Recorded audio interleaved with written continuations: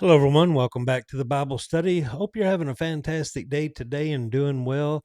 Today, we're going to continue our Bible study that we're calling Let's Talk About the World. And today, we'll be in part 3, and we're going to be talking about the call to be set apart. And the focus of today is understanding what it means to be a living sacrifice and how we are called to stop conforming to the world's value system, which focuses on immediate gratification, things like status and self promotion, and instead be transformed by the consistent renewal of our minds. And this is a Bible study, and we've been in these verses before, so some of you may know where we're going with this already, but we're going to be in Romans 12, verses 1 and 2. And I'll read it here, and you can follow along with me here or follow along with me in your Bible, which may be of a different translation. But it says, "And so, dear brothers and sisters, I plead with you to give your bodies to God because of all he has done for you.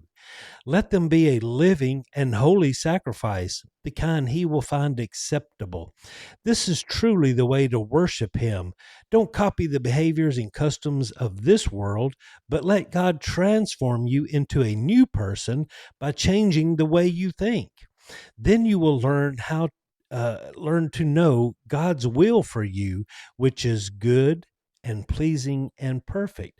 So, what is Paul saying here? He's saying that this requires a total surrender because of God's abundant grace for us, and offering your body, your whole life, to God and His service is described as your proper form of worship.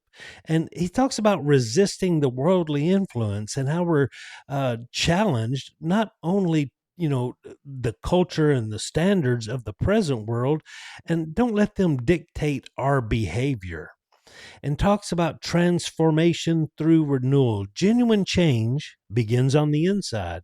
By renewing your mind with spiritual truth, you allow God to change your character and perspective. And there's a little bit about discerning God's will, and I think that's very important here.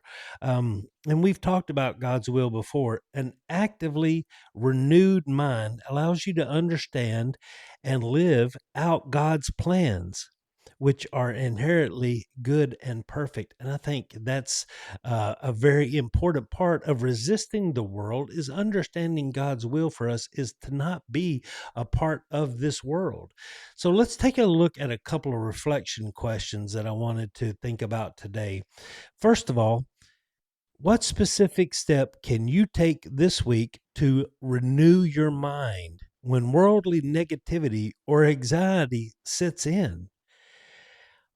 And then, two, instead of consuming or dwelling on negative worldly content, how can you shift your focus to things that are true, noble, and pure?